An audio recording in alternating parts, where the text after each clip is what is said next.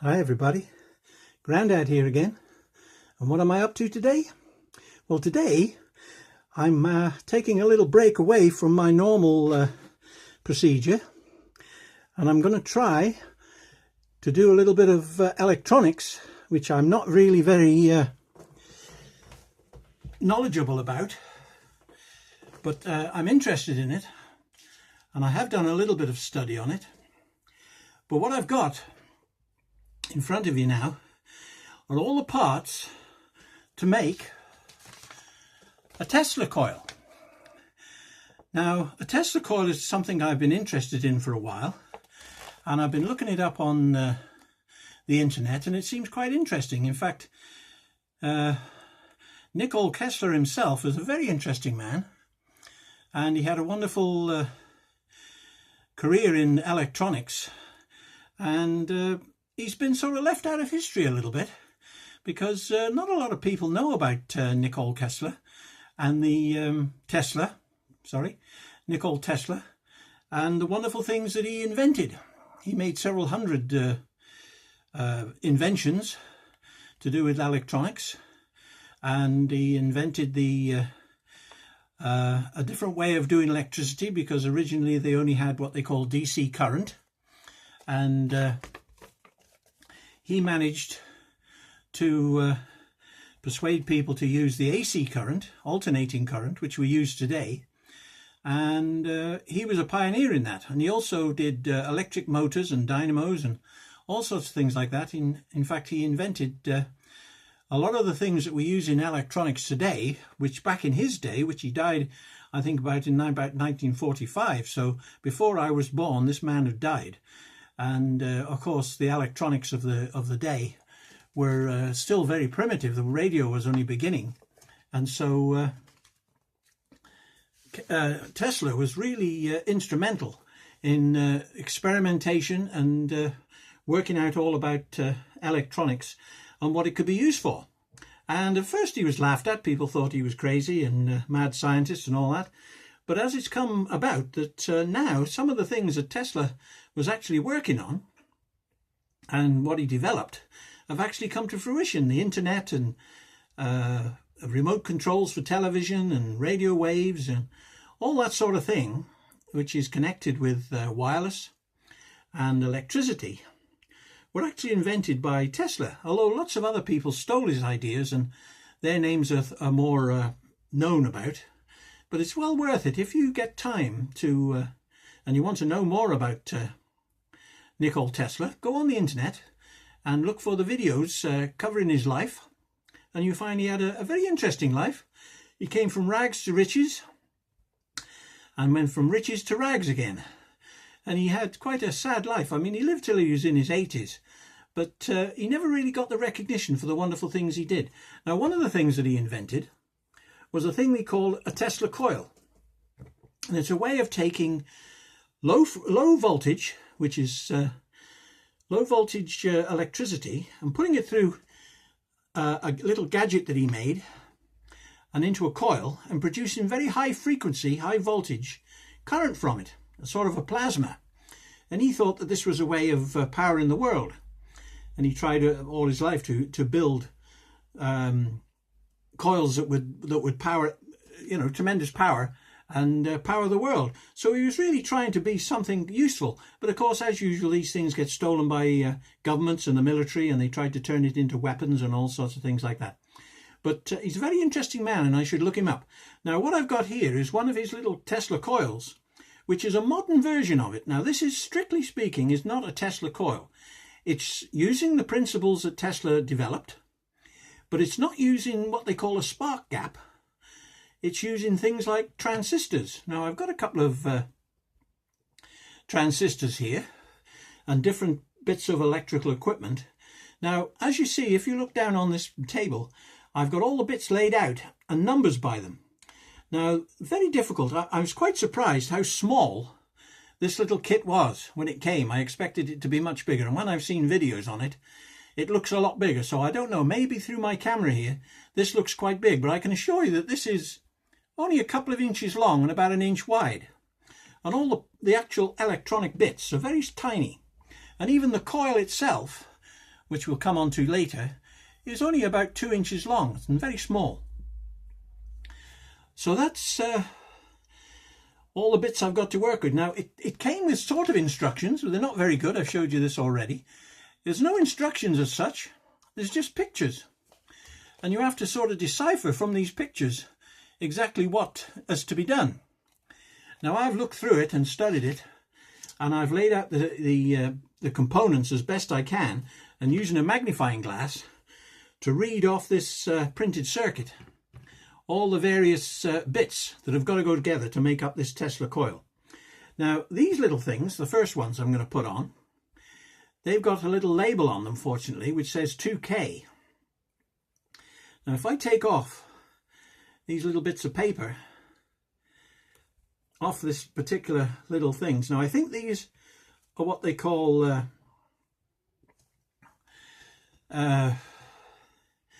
what did I say they were called? Resistors. And if I bend them a little bit, very carefully, bend the legs down and poke them through the holes in the board, which are marked with 2K. There's one on this end, it's got 2K on it. So I poke that through the board. It's a bit tricky and my hands are not very good, but poke that through like that, and then bend the wires out a little bit so that they hold in place. Now incidentally, you might notice I've actually done 1 or 2 bits and pieces of this beforehand, simply because I didn't want this video to go on too long, and so some of the things I've already done. Now it's not much, you haven't missed much of the actual build, but what I've done is I've put these little legs on, which were screwed on, 4 little legs, which would have taken time to do. I've also, this other little bit of wire here, I've already cut off and tinned the ends with a bit of solder, ready for fastening. And the other thing I've done is connected these heat sinks. These things are known as heat sinks and transistors, and they have to be fastened onto this heat sink with a little bit of this magic goo. I don't quite know what it is, but it's some sort of grease that they use, and that came with it, so I'm using it. I don't think it's absolutely necessary, but I'm using it. And so I've done that little bit beforehand so that it'll speed up the build. So we'll go on a bit now. I'll bend the legs on this other K2, and looking on the board, I can see that the other K2 goes through there. Now you have to study this board quite carefully to see where all these parts fit, and so it's quite tricky, a bit like a jigsaw puzzle. But once I've got them poked through, I can bend the legs just a little bit to hold those wires in place. Now there's another set of resistors here, and these are 10Ks, and in the board again you can see where the 10K resistors fit.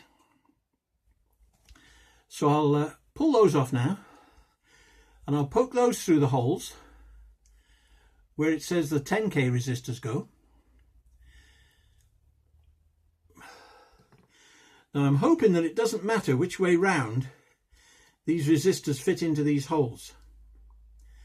I'm hoping it doesn't, because sometimes you have to have these things negative and positive, and of course that's a thing which will come necessary in a minute when I just move further on through the build, that you have to put these little things in the right way round. Now I've got that one in. I noticed the legs were a little bit further apart, so I'll bend those open now. So that's 2 of the 10K ones in place, and there's another 10K. Now this one, I've just got to look on my diagram here to see where the other 10K goes. There it is there, I see. The other 10K goes there. So there's like a little picture there on there showing the holes where the 10Ks and the 2Ks go. Now, as I say, it's very fiddly, but you can, if you're careful, manage to poke through the board those little resistors. And again, I'll open the wires on them so that they stay hopefully in place. Now, I've never done much electronics, and therefore my soldering skills are not that good. So I'm going to try now. I've got this little bit of blue tack, and I noticed someone using a bit of blue tack to help hold this board together while they soldered. Because you need both hands on your soldering kit. And I noticed that somebody who was building one of these things used a bit of blue tack to hold everything in place while they soldered it. So I'll get my soldering iron now, and I'll try and put a bit of solder on these joints.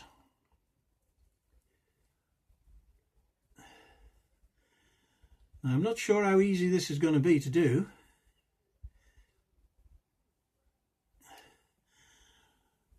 I think that's one. Oh, I'm a little bit shaky.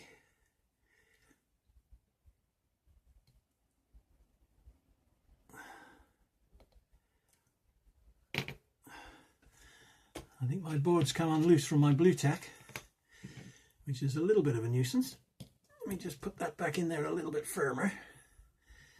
I hope that it holds. I think I've got that one fastened. I'll move on to this one.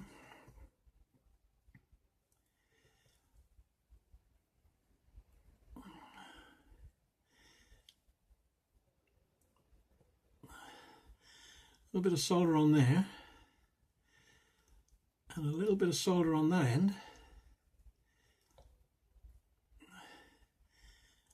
A bit of solder on there.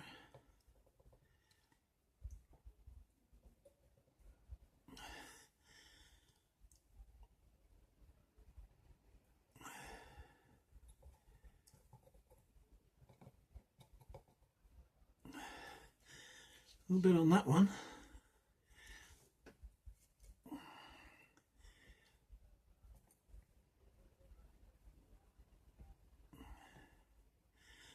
A little bit of solder on that one. And a little bit on that one. Now hopefully I've soldered those little resistors on in place. Now they look pretty good. As I say, my soldering isn't expert, but I'm hoping I've done them good enough. I think so. They seem to be firm enough. Now, I haven't got any proper pliers for cutting these wires off, so I'm having to use these little nail cutters. So I'll cut off my little end wires using these little cutters. It's not very thick wire, this, so hopefully it should cut off reasonably easily.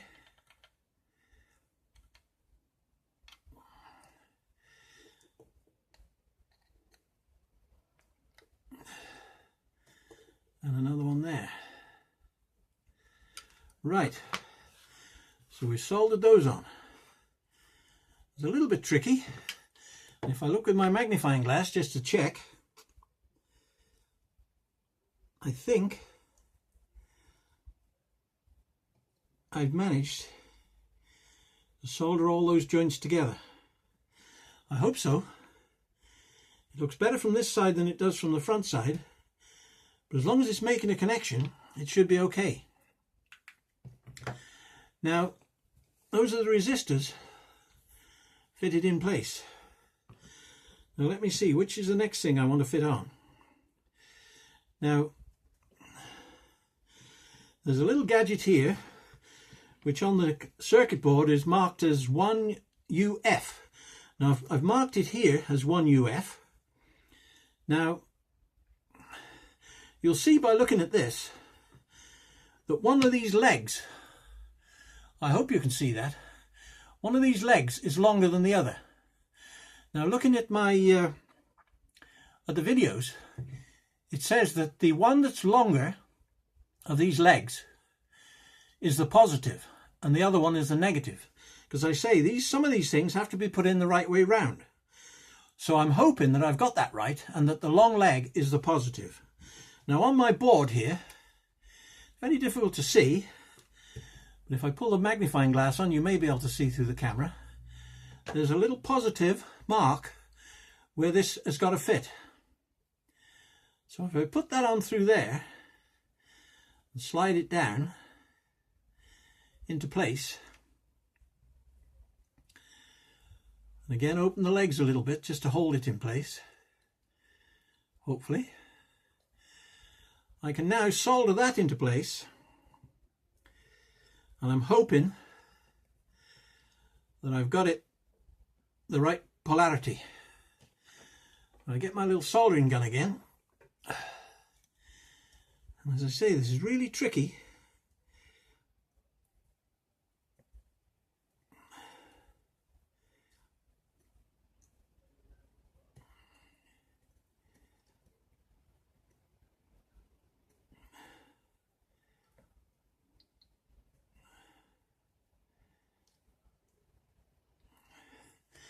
You've got to be really careful that you don't actually solder.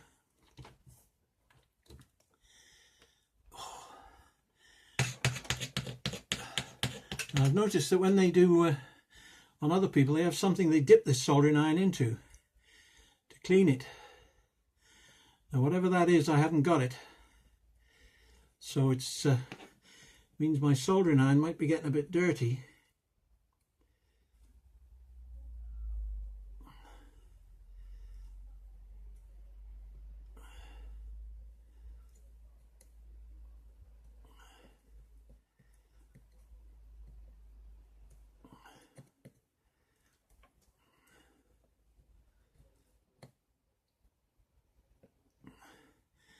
There we go, I think I've soldered that now. And that's a little bit better. Blimey. It is very tricky.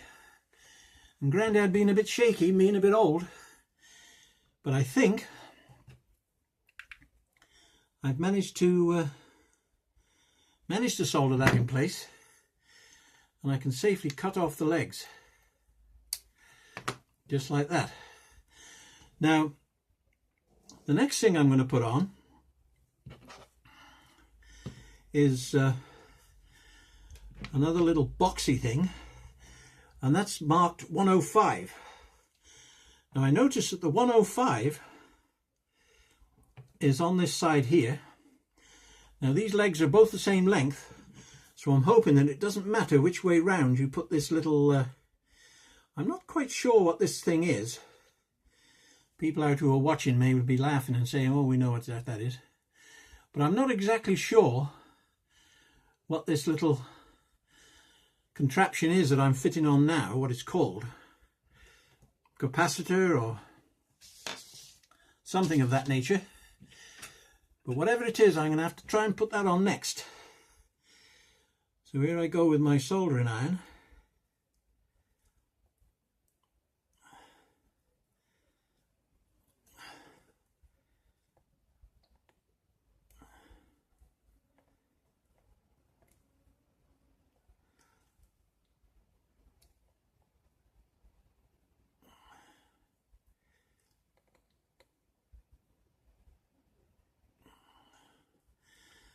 There we go. I think I've put that one on successfully. And again, I'll cut off the little wires out of my way.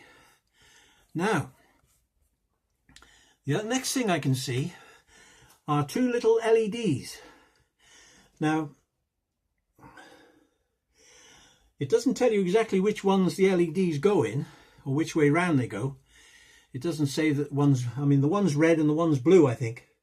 But I can see on the drawing here, if I look at the paperwork, that the red one appears to be by this blue. So I'll do the same as they've done. Now again, with these little LEDs, they've got a long leg and a short leg. And again, I think the long leg is the positive. So I'll put the long leg through into my board, and I'll also put, just open that one up a little bit so it holds, the other LED in its hole. And again, it's got a long leg and a short leg. So I'll put that through the other hole where it shows it on the board. And hopefully that will be my LEDs in place.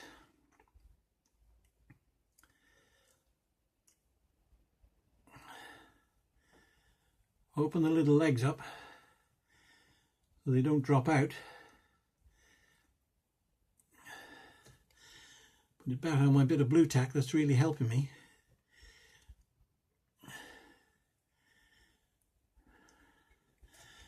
And again, now I've got to solder. This is very tricky because these are very close together. So to get the solder to go on these joints will be really quite tricky. So I'll start with this inside one.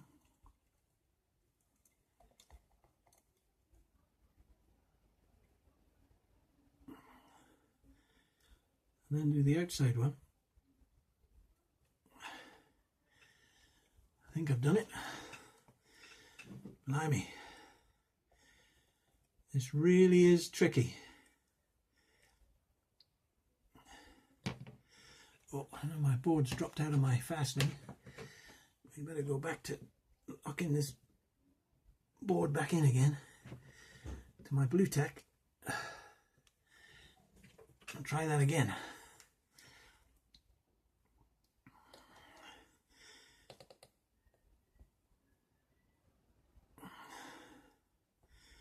As I say, when I've seen this done on the other videos, it looked relatively easily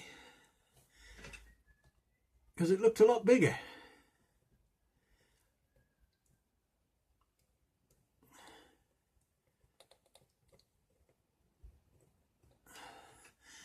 There we go. Now I'm hoping that my LEDs are now firm. They feel pretty firm, so I can hopefully safely cut my legs off.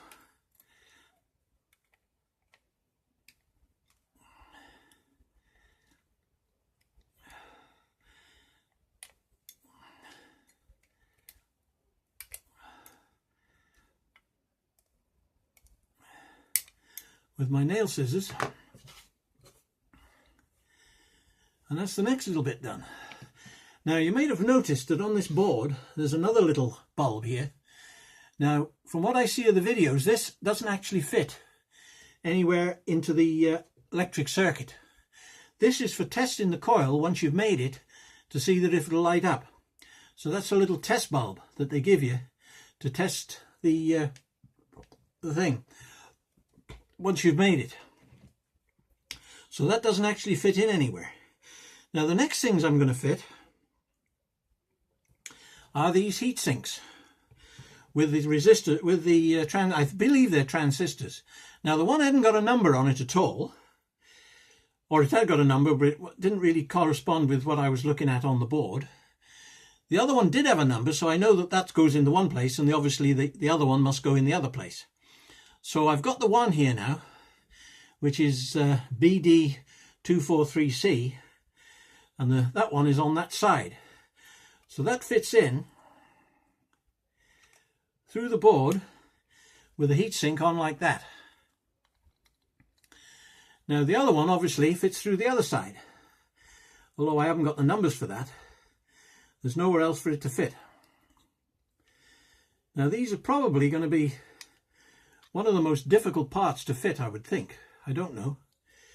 But the one thing about this is they do go in, and it sits on those heat sinks quite firmly. So its balance is upside down. So now hopefully I can run some solder in on these connections and solder them up. So here we go. Now it's a little bit tricky.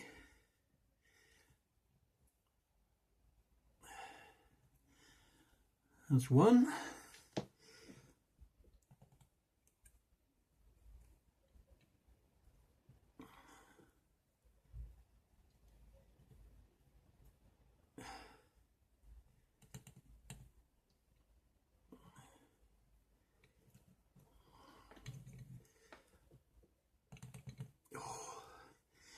It's the trouble, I shake a little bit when I'm concentrating on things.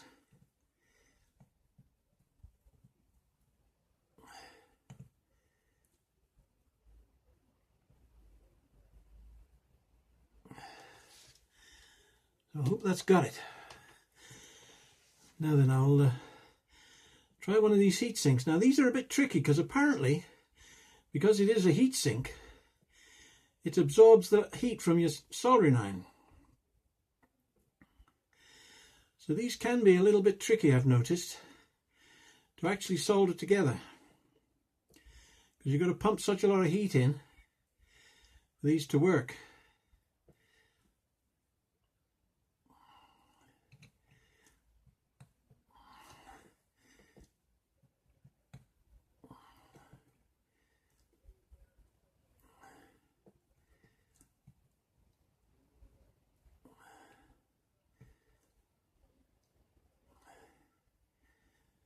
It's certainly right.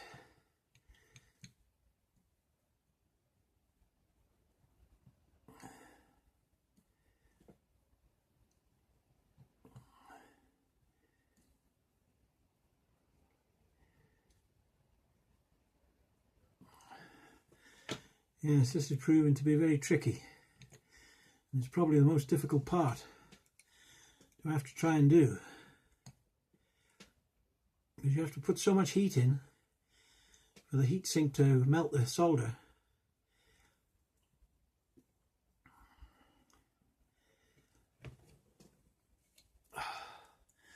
Now, I've run out of solder on this particular bit.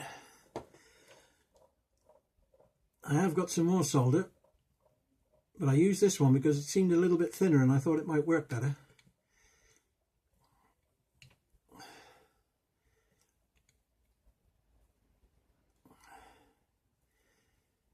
There we go. That seems to be working a little bit better. But it's awfully close to that other one, which is a bit annoying.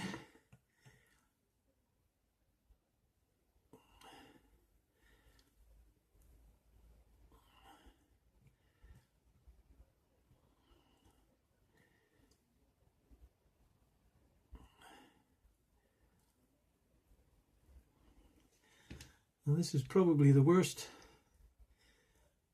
soldering job that's ever been done.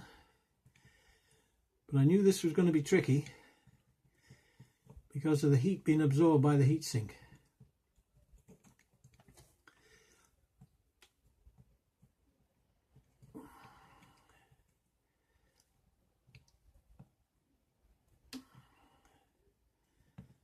I think we've got it.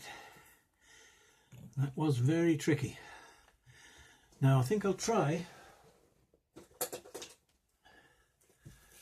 my other solder. As I say, this is newer, but it's a bit thicker. So I'm hoping that isn't going to spoil anything.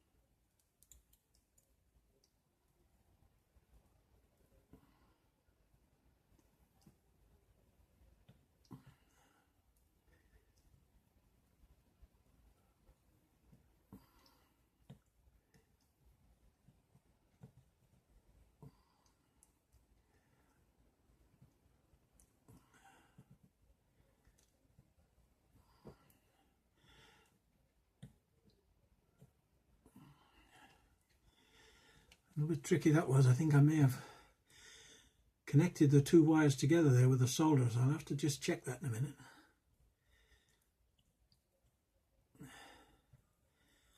Now this solder appears to be working on this heatsink a little bit better. Ooh.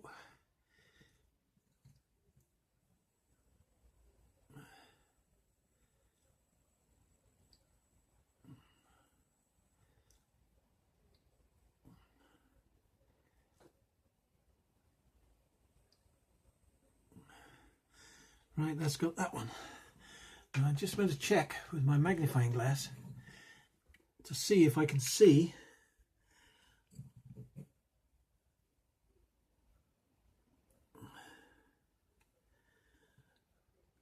whether I've connected those two terminals together. It's very tricky to see.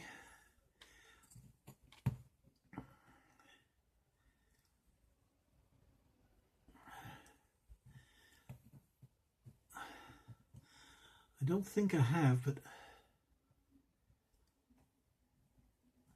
I'm a little bit worried about that. They are very close together. I'll just have to hope that I haven't connected those two together.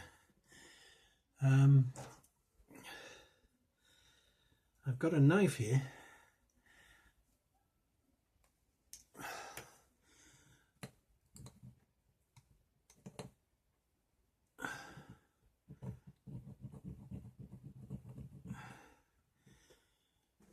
I'm hoping I can just see.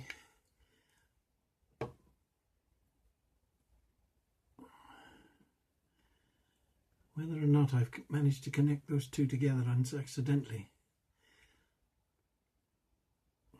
I don't think so, but that was certainly very tricky. And I can't be sure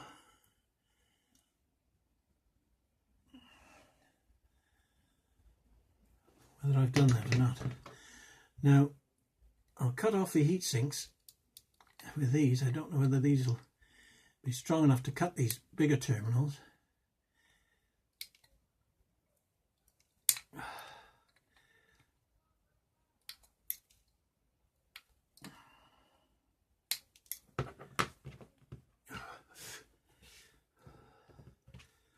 And get on with the next part and hope that I haven't managed by accident to connect those two together.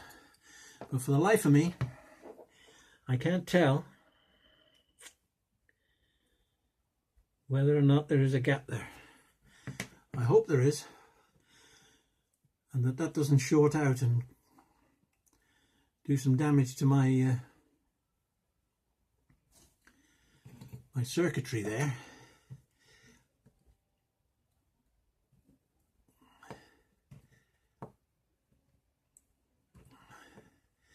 It's certainly very tricky to be sure. In fact, I may have to get a file in there. I've got a file on here, but it's not really the right type of file.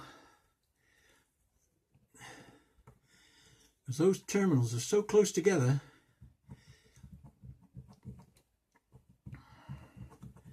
there's a big possibility that those are joining through the solder. I hope they're not. That looks clearer now. For that one, I'll just try this one. This is the one I thought was more likely to be a joint.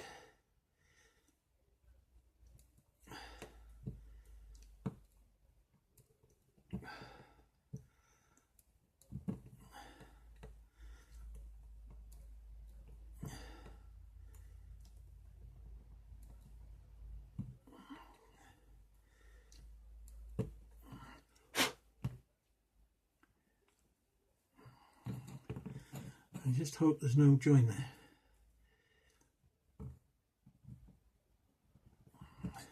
That is very tricky when you're doing these, putting these together. That's one of the things you've got to watch out for. Now the next things I've got to put on are these little connectors.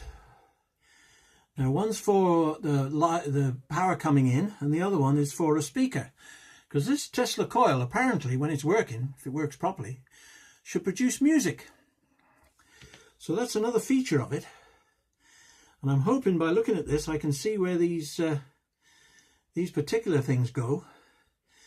This one's got 3 terminals, so it looks as if it goes there, and this one has got 4 terminals, 5 terminals, sorry, so it looks as if it fits there. So that's the next thing to fit on. Now I'll get my little bit of blue tack to help me with this.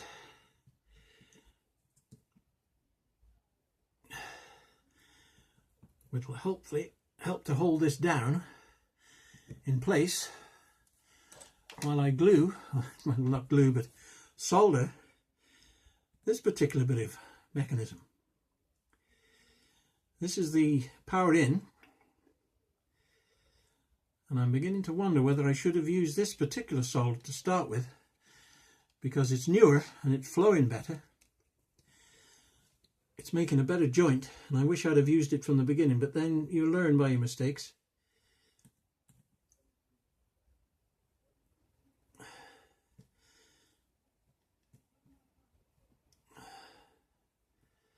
Another little bit on that one. I think I'm getting better at this soldering as time goes on.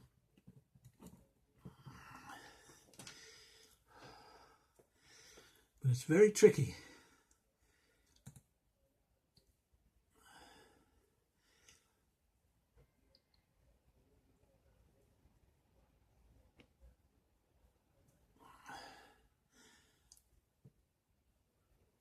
There's another little bit more.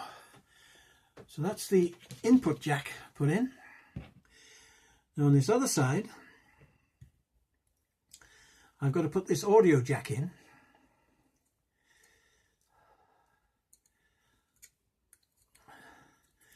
And that pushes through. Get my little bit of blue tack again. Gosh, this board's got a little bit warm with all my soldering. I'll make a little pump up like that and pin it on board. There we go. And I'll try and do these other connections.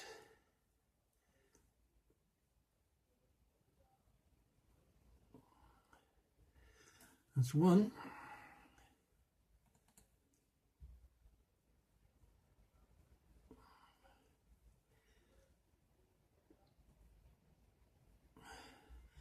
Two. Oh, that's close.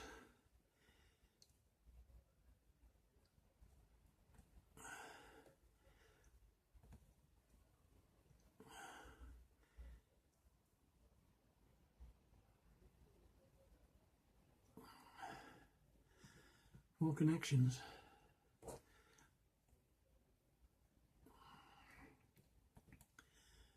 And that's number 5.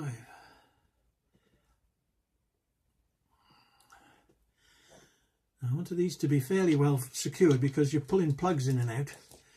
So that's obviously going to put some strain on them. I just don't like that big lump there, so I'll try and see if I can get rid of it a bit. I know that I can. Once you've committed yourself with this solder, it isn't tricky. It isn't easy to go back over it. There we go, I got it a little bit smaller. So that's soldered that to there. Now the next bit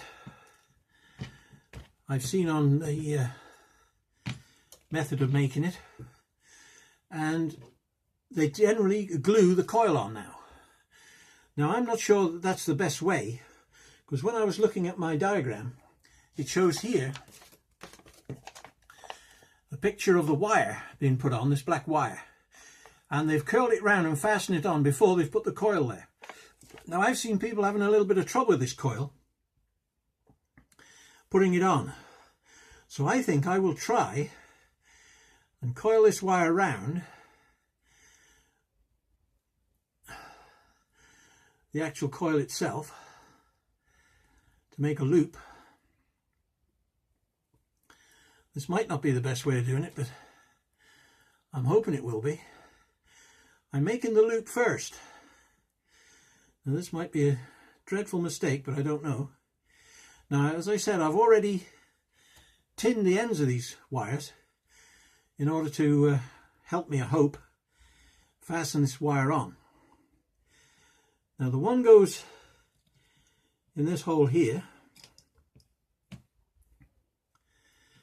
and also feel that this might be easier to fasten on from the top. I don't know, but I'll try. I'll try and solder this one on from the top. I may do it from the bottom as well, but I'll try it from the top first. Now it's already tinned, so in theory I should be able to run a bit of solder in there like that to make that connection. I'm going to try a little bit from this side, and again, because it's already tinned, I'm hoping that's going to work. Now I'll just check that from the other side and see how the connections look on this side. And they don't look too bad. That one there is especially good, it's come right the way through. This one could perhaps be a little bit better.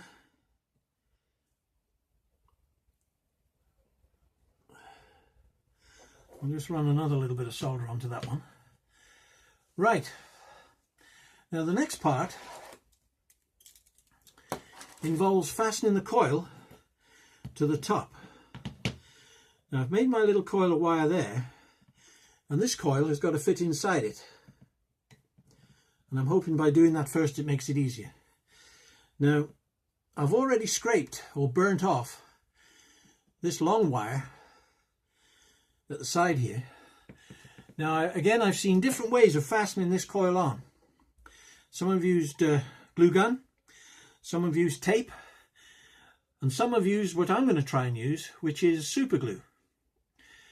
Now I don't know how successful this is going to be, but we'll try it in the interests of hurrying this video along a bit, because I'm sure I've been quite a long time already.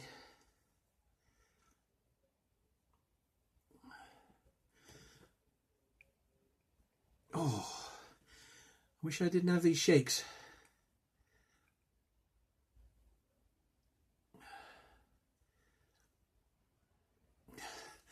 Now what I've managed to do is put a little bit of super glue around that, and now I'm going to put it through onto the into position, and hope if I put a little bit of weight on it with that glue tack that somehow is going to stick. Now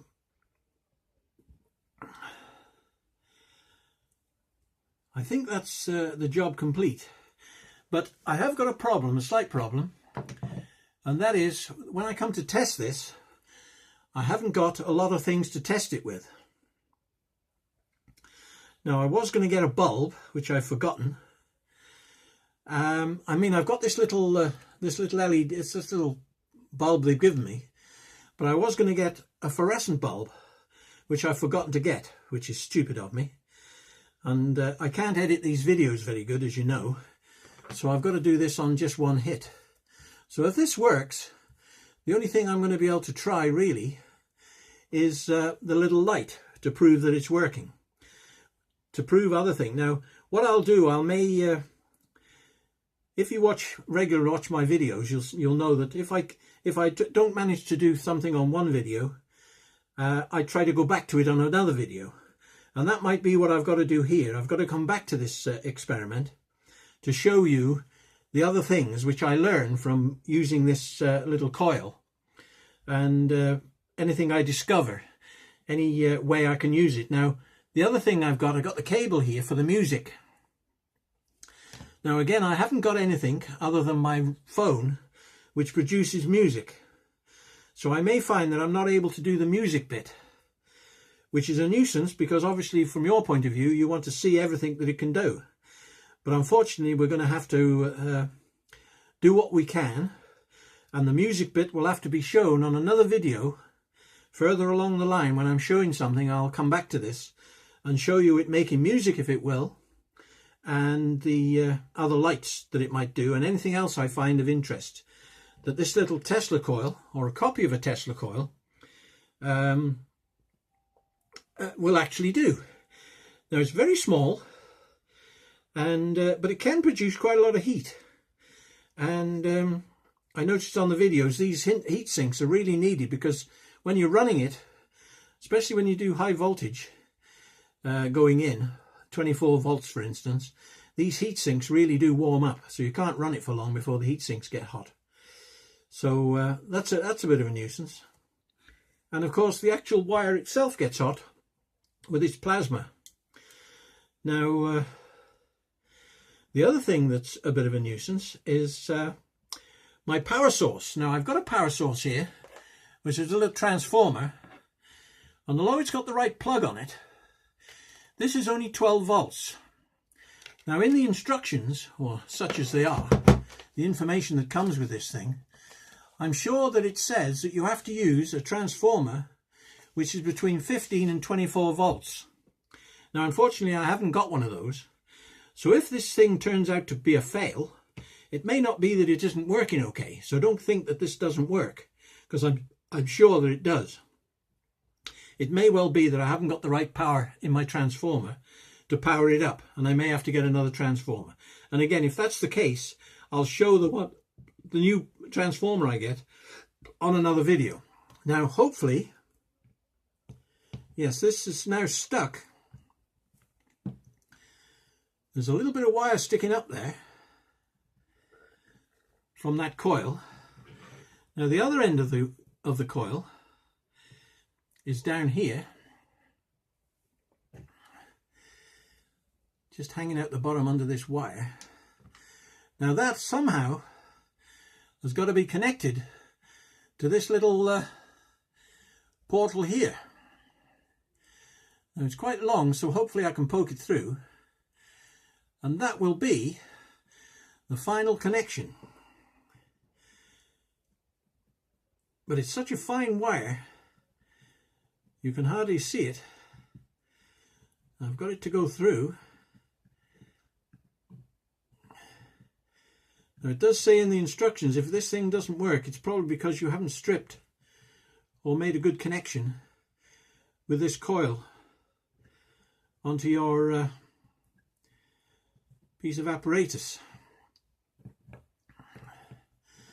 So that's the only bit I haven't connected. If I roll down my little bit of blue tack again to stand my gadget on, I can hopefully connect the last little bit of copper wire from this coil onto this terminal.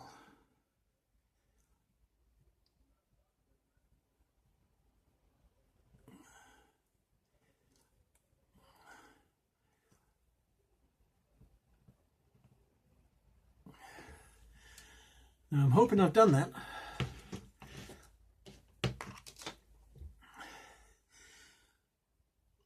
And I'm left with a little bit of wire sticking out.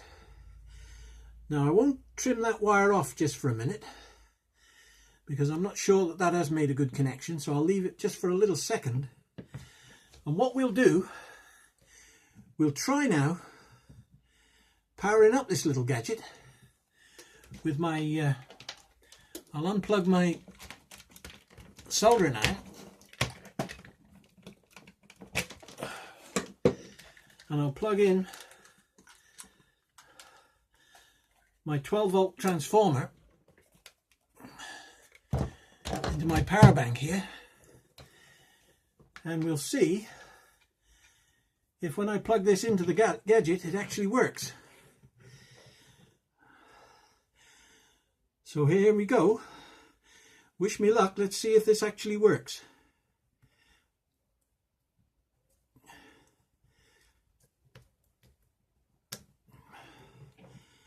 Now I don't seem to have any lights on.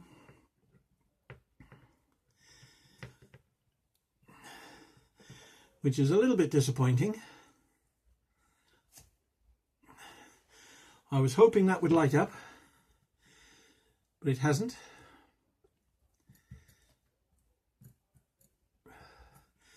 Now those heat sinks are getting hot.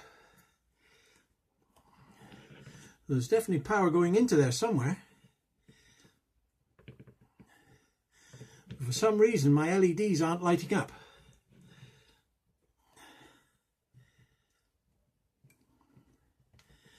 Now that's a little bit disappointing. Those heat sinks are really getting hot.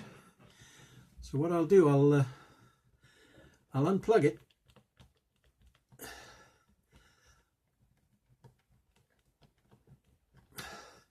Now as I say, I'm only putting 12 volts through there, which it should be capable of taking a lot more voltage than that. I'll just put the lid on my super glue. But I'm a little bit perplexed and worried why my heat sinks have got quite hot. But my LEDs haven't lit, which is a little bit worrying. Does that mean that I haven't done something right? Or that there's a connection that hasn't been made properly? I don't know. Now, the one problem with this is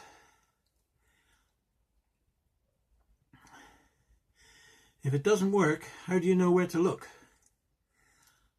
So that's a little bit of a problem. Somewhere there could be something that's not connecting, or something that's connecting but not correct.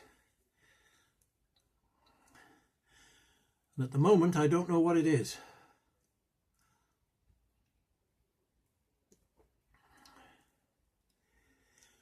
Now,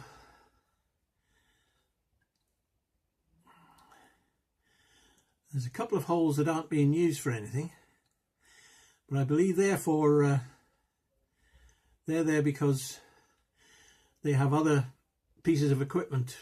Other ways of powering it up, and that's what those are for. So I'm not 100% convinced that I haven't done it right. But it doesn't appear to be working, which is tragic, to say the least. Now, I've unplugged my soldering iron, so I don't know quite now what to do. So we're a little bit stuck. So it looks to me as if I'm going to have to study this a little bit more closely. I was hoping it was going to work for us, but it hasn't worked. And obviously what I'm going to have to do is play around with it for quite some time. So this video at the moment is a little bit of a fail, but I don't want to keep you waiting about watching things not actually happening. So what I'm going to do, I'm going to break off and try and get this thing to work. And if I manage to get it to work, I'll show it on another video. Incidentally, something which I forgot to mention was with this particular, I've seen this videos on these Tesla coils, and they always show this particular piece of equipment, and that's all you get. But with this one, the reason I paid a little bit more, because with this one you get this gadget. Now I don't know what this is, and it doesn't mention it or even show it on the instructions, but looking at the picture of it in the on the internet, it shows this fitted onto the top of there like that. Now exactly what that does in the scheme of things, I don't know. And that's what I was hoping, that if it would work, I would be able to show you. But obviously it hasn't worked at this moment in time, so we're going to have to fiddle with it And I'm going to make you keep looking at this video, watching me fiddle around with it, trying to get it to work, because I don't know quite what's wrong or how long it's going to take me to get it right. So what I'm going to do, I'm going to break off the video now and say thank you very much for watching. And I hope you found this of interest and useful if you're making one of these kits.